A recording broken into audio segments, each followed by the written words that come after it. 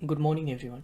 आज हम 24 दिसंबर 20 24 दिसंबर के द हिंदू में, इंडियन एक्सप्रेस में और पीआईबी में जो भी इम्पोर्टेंट आर्टिकल्स अपीयर हुए थे, जो यूपीएससी के प्रीलिम्स पर्सपेक्टिव से बहुत इंपॉर्टेंट थे, बस उन आर्टिकल्स को हम डिस्कस करेंगे। ठीक है, तो पहला जो आर्टिकल है हमारा वो है लायन @47 विजन फॉर अमरुद का। ये जो स्कीम है, ये जो प्रोजेक्ट है लायन @47, ये प्रोजेक्ट लायन के अंदर इसको लॉन्च किया गया। क्यों लॉन्च किया गया इसको? ताकि हम एशियाटिक लायंस जो हैं इनको कंजर्व कर सके, इनके कंजर्वेशन में अच्छे पॉलिसीज़ बना सके, अच्छा कुछ प्लान बना सके जिनसे इन्हें कंजर्व किया जा सके। ऑब्जेक्टिव क्या है इसकी? तो पहला ऑब्जेक्टिव है कि इसके जितने भी एशियाटिक लायन जो कि गुजरात में पाए जाते हैं, गुजरात के गिर नेशनल पार्क में इनके पॉपुलेशन को मैनेज किया जाए। दूसरा, सिक्योर और रेस्टोर किया जाए, यानी कि एक सिक्योर इनका हैबिटेट हो, और अगर कहीं हैबिटेट लॉस हुई है तो उसे हम रेस्टोर भी कर सकें। तीसरा, लाइवलीहुड जनरेशन एंड पार्टिसिपेशन। ये किसका होना चाहिए? लाइवलीहुड जनरेशन किसका करेंगे? जो भी वहाँ पे इंडिजीनियस या फिर ट्राइबल सोसाइटीज़ है, ठीक है, लोकल ट्राइब्स हैं, उनका लाइवलीहुड जनरेशन, यानी कि हम कोशिश करेंगे कि वहाँ उन्हें किसी ना किसी तरीके से एम्प्लॉय करने की कोशिश करें, और ये जो प्रोजेक्ट है इस प्रोजेक्ट में उनका पार्टिसिपेशन एंश्योर करें। अगला जो ऑब्जेक्टिव है इसका, वो ऑब्जेक्टिव है कि इंडिया को हब फॉर नॉलेज बनाया जाए। किस कॉन्टेक्स्ट में? बिग कैट डिजीज़ की कॉन्टेक्स्ट में। ये जो लायंस है इनमें एक डिजीज़ पाई जाती है जिसको बिग कैट डिजीज़ बोला जाता है। तो गवर्नमेंट चाहती है कि इंडिया इस डिजीज़ के केस में एक हब बन जाए, नॉलेज हब, जिसके पास इतना नॉलेज हो कि वो डिजीज़ को डायग्नोज कर सके, यानी कि जल्द से जल्द पता लगा सके, और उसके बाद उसको ट्रीट कर सके, उसका ट्रीटमेंट भी कर सके। And last one is inclusive biodiversity conservation, यानी कि ये जो कंजर्वेशन हो वो बस लायन स्पीसीज का ना हो बल्कि वो इंक्लूसिव हो। ठीक है, इंक्लूसिव मतलब कि साथ में बाकी जो बायोडाइवर्सिटी है इस एरिया का उसे भी कंजर्व किया जा सके। अगला जो स्कीम है, इस स्कीम का नाम है नई रोशनी स्कीम। नई रोशनी स्कीम, ये जो स्कीम है इसकी जो नोडल एजेंसी है वो है मिनिस्ट्री ऑफ माइनॉरिटी अफेयर्स। अब मिनिस्ट्री ऑफ माइनॉरिटी अफेयर्स में ये स्कीम खास करके वुमेन के लिए बनाई गई है। ठीक है, वुमेन के लिए बनाई गई है। क्या करेगी ये वुमेन के कॉन्टेक्स्ट में? एक तो वुमेन को एम्पावर करेगी, और दूसरा उनका कॉन्फिडेंस एनहेंस करेगी। कैसे करेगी ये? उन्हें नॉलेज दे के, कुछ टूल्स दे के, और टेक्निक फॉर लीडरशिप। तो लीडरशिप के regarding knowledge, tools and technique provide करके ये वुमेन को एम्पावर करेगी और उनके कॉन्फिडेंस को एनहेंस किया जाएगा इस स्कीम के थ्रू। फीचर्स की बात करते हैं इस स्कीम की, तो फीचर्स क्या है?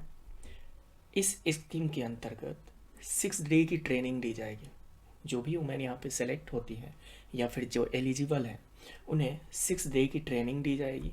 ये ट्रेनिंग रेसिडेंशियल भी हो सकती है और नॉन रेसिडेंशियल भी हो सकती है। वुमेन वहाँ पे जाके रह के भी, जहाँ भी ट्रेनिंग सेंटर हो वहाँ पे रह के दे सकती हैं ट्रेनिंग, या फिर अपने घर से अप एंड डाउन करके भी इस ट्रेनिंग को दे सकती है। और यहाँ पे जिस एरिया में ट्रेनिंग दी जाएगी वो एरिया काफ़ी वाइड है।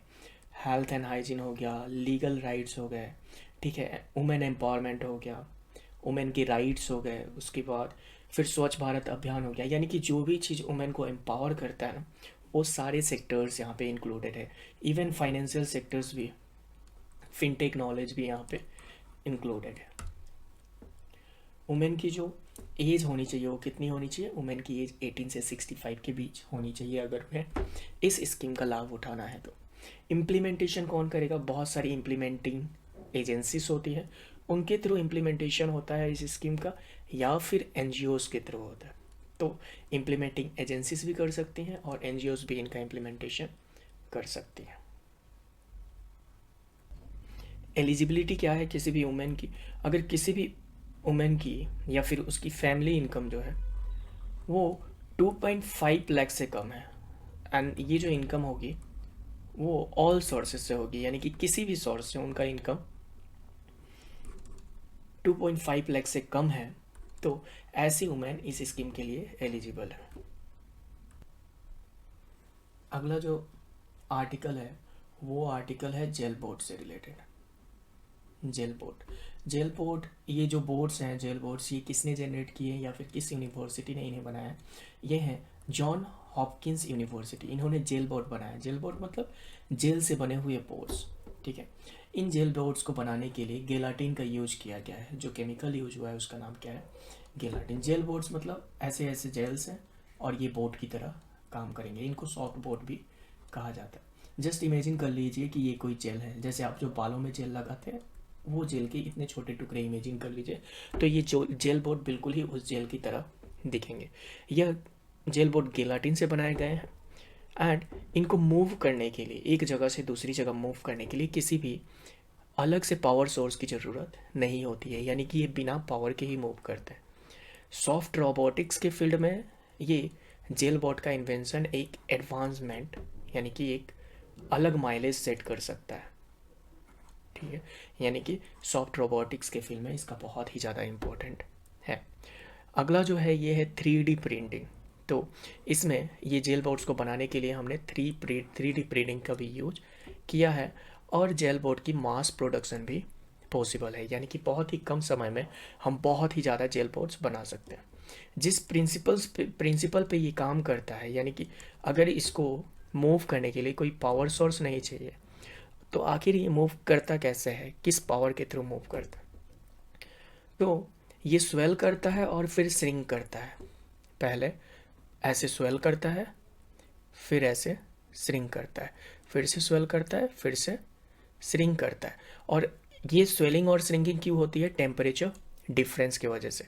और इसी स्वेलिंग और श्रिंकिंग की वजह से ये ऐसे ऐसे आगे की तरफ मूव करता है। स्वेल कर गया तो श्रिंक कर गया तो यहाँ आ जाएगा, फिर यहाँ पे स्वेल करेगा तो गोल हो जाएगा, फिर ऐसे श्रिंक करेगा तो आगे बढ़ जाएगा। ऐसे ही स्वेल एंड श्रिंक टेक्निक से ये मूव करता है एक प्लेस से दूसरी प्लेस तक। इसके यूजेस के बारे में जान लेते हैं। इसकी यूजेस स्मार्ट स्ट्रक्चर्स बनाने के काम आ सकते हैं। छोटे छोटे स्मार्ट रोबोट्स, यानी कि छोटे छोटे स्मार्ट स्ट्रक्चर्स किसी भी तरह के, यानी कि कोई इंसान की तरह का बोर्ड बना दिया, छोटा छोटा स्मार्ट स्ट्रक्चर, या फिर कोई बी की तरह बना दिया, फ्लाई की तरह बना दिया, तो स्मार्ट स्ट्रक्चर्स बनाने के काम आ सकते हैं। मेडिसिन डिलीवरी, जो बॉडी में मेडिसिन की डिलीवरी होती है वो हम क्या करते हैं? मेडिसिन को हम डायरेक्ट ओरली खाते हैं और उसके बाद वो हमारे पेट में जाता है। फिर उसके बाद जिस बॉडी पार्ट्स को, जैसे अगर आपके हाथ में चोट लगी है तो वहाँ पे वो जाता है, यानी कि ब्लड स्ट्रीम में पूरा फ्लो होता है और जहाँ पे चोट लगी होती है वहाँ पे जाके वो रिकवरी करता है। बट अगर हम इसको यूज करें तो इसके थ्रू हम जहाँ पे चोट लगी है वहाँ डायरेक्ट डिलीवरी कर सकते हैं मेडिसिन का। इसको हम ट्रेन कर सकते हैं क्रॉल करने के लिए, not just based on temperature, हमें पता है कि ये टेम्परेचर की मदद से, पर बाकी बायोकेमिकल जो चेंजेस होते हैं एनवायरनमेंट में या फिर इंसान के बॉडी में, तो हम किसी और फैक्टर के हिसाब से भी इसे चेंज कर सकते हैं या ट्रेन कर सकते हैं कि किसी और फैक्टर के हिसाब से भी ये मूव करे। मेराइन रोबोट्स, यानी कि जो रोबोट्स सी ओशंस वगैरह में यूज होते हैं उनमें यूज कर सकते हैं, और इसके मदद से हम पेट्रोलिंग कर सकते हैं, मॉनिटरिंग कर सकते हैं सी के अंदर, ओशंस के अंदर या फिर कोस्टल एरियाज़ के अंदर कि क्या एक्टिविटी वहाँ पे हो रही है।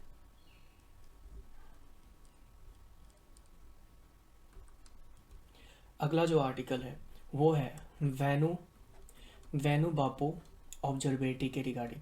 तो इस ऑब्जर्वेटरी का रिसेंटली 50 साल पूरा हुआ है, ठीक है, इस वजह से ये न्यूज़ में है। यहाँ पे इस ऑब्जर्वेटरी में 40 इंच का टेलीस्कोप है और ये ऑब्जर्वेटरी कब सेट हुई थी? 1972 में। ये है कहाँ? ये कवालूर में है, ठीक है। कवालूर कहाँ है? तमिलनाडु में। तो कवालूर के तमिलनाडु में ये ऑब्जर्वेटरी है जो कि 40 इंच का टेलीस्कोप यूज करती है। कब सेटअप हुई थी? 1972 में। इसको ओन और ऑपरेट कौन करता है? इसको ऑन ऑपरेट करती है इंडियन इंस्टीट्यूट ऑफ एस्ट्रोफिजिक्स। इसका कंट्रीब्यूशन क्या रहा है अभी तक? जो यूरेनस के अराउंड जो रिंग डिस्कवर हुई थी वो इसकी मदद से हुई थी। और दूसरा, गेनीमेड एक सैटेलाइट है, यानी कि मून है, कहाँ का? जुपिटर का। और इस गेनीमेड के अराउंड एटमॉस्फेयर पाया गया था, इसकी भी डिस्कवरी इसी सैटेलाइट की मदद से, इसी ऑब्जर्वेटरी की मदद से हुई थी। अगला जो आर्टिकल है वो है ग्रेट लेक्स के रिगार्डिंग। ठीक है, ग्रेट लेक्स के रिगार्डिंग। तो ग्रेट लेक्स न्यूज़ में क्यों है? ये न्यूज़ में इसलिए है कि सेंसर नेटवर्क्स डेवलप करने की साइंटिस्ट कोशिश कर रहे हैं, ऐसे सेंसर नेटवर्क्स जिनसे हम स्टडी कर सके वाटर केमिस्ट्री को। जो वाटर केमिस्ट्री चेंजेस होती हैं लेक में, जो वाटर की केमिस्ट्री होती है, यानी कि जो वाटर का कॉम्पोजिशन होता है, उसमें एसिडिफिकेशन हो जाता है, काफ़ी सारी चेंजेस होती हैं। ठीक है, तो उसकी केमिस्ट्री को स्टडी करने के लिए सेंसर नेटवर्क डेवलप करने की कोशिश कर रहे हैं साइंटिस्ट। ठीक है, और ये किस लेक में चेंजेस स्टडी करना चाहते हैं? लेक हुरन में। तो ये जो लेक हुरन है वो नॉर्थ अमेरिका में, मिड ईस्ट नॉर्थ अमेरिका में। ठीक है, मिडिल, आप अगर मिडिल ईस्ट नॉर्थ अमेरिका में जाओगे तो यहाँ आप पाओगे कि 5 क्या है, 5 लेक्स है बहुत बड़े बड़े, जो कि यूएस कनाडा बॉर्डर पे सिचुएटेड है। ठीक है, तो इन लेक्स को, ये जो सीरीज ऑफ लेक्स है 5 लेक्स, उनको कहा जाता है ग्रेट लेक्स। ठीक है, उनमें से एक कौन सा है? Lake Huron. कहाँ पे है ये? नॉर्थ अमेरिका में, मिडिल ईस्ट नॉर्थ अमेरिका में। और ये जगह यूएस कनाडा का बॉर्डर पड़ता है। ठीक है, ये पांचों जो लेक्स हैं उनके नाम क्या क्या हैं? तो उनके नाम याद रखने की जो ट्रिक है उसे हम कहते हैं होम्स। तो होम्स से हम याद रख सकते हैं कि ये पांचों लेक्स कौन कौन से हैं। पहला लेक है हुरन, दूसरा है ओंटारियो, तीसरा है मिचिगम, इरी और सुपीरियर्स। तो इसका शॉर्टकट क्या है? होम्स। इससे हम याद रख सकते हैं। तो ये जो सुपीरियर है ये लार्जेस्ट फ्रेश वाटर लेक है। ठीक है, और ये जो होम्स है ये थर्ड लार्जेस्ट। तो होम्स third largest fresh water lake है, ये हमें याद होना चाहिए, क्योंकि ये न्यूज आर्टिकल जो आया था वो हुरन्स की वजह से आया था।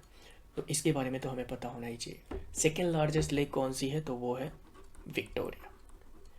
अब ये सारे जो लेक्स हैं ना, ये सारे लेक्स इस नदी से कनेक्ट होते हैं। ठीक है, इस नदी का नाम है सेंट लॉरेंस। और उसके बाद ये नदी कहाँ चली जाती है? ये नदी चली जाती है एटलांटिक ओशन में। तो एटलांटिक ओशंस को और इन 5 ग्रेट लेक्स को कौन सी नदी कनेक्ट करती है? Saint Lawrence. अगला जो आर्टिकल है ये है गल्फ ऑफ एडन। ठीक है, गल्फ ऑफ एडन क्यों न्यूज़ में है? क्योंकि गल्फ ऑफ एडन को 2010 में, ठीक है, हाई रिस्क एरिया वार्निंग घोषित किया गया था। यानी कि ये हाई रिस्क पे इसलिए रहती थी क्योंकि यहाँ पे पायरेसी बहुत ही ज़्यादा होती थी। ठीक है, पर रिसेंट ईयर्स में ऐसा देखा गया है कि पायरेसी के जो यहाँ पे केसेस है वो रिड्यूस हो गए हैं, और इस वजह से इसको इस high risk area warning zone से निकाल दिया गया है, रिमूव कर दिया गया है। तो जान लेते हैं कि गल्फ ऑफ एडन है कहाँ। ठीक है, तो गल्फ ऑफ एडन की जो बॉर्डरिंग कंट्रीज हैं वो है ओमान, सोमालिया, डिजिबोती, और एक तरफ ये अरबियन सी से लगता है। ये है गल्फ ऑफ ओमान का मैप। एक तरफ, सॉरी,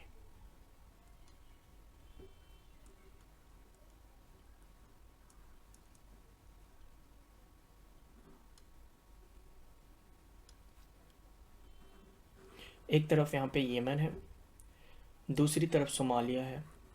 ठीक है, बीच में यहाँ पे गल्फ ऑफ एडन है। यहाँ से ये रेड सी से कनेक्टेड है। ठीक है, और इधर इसके इस तरफ ये है अराबियन सी।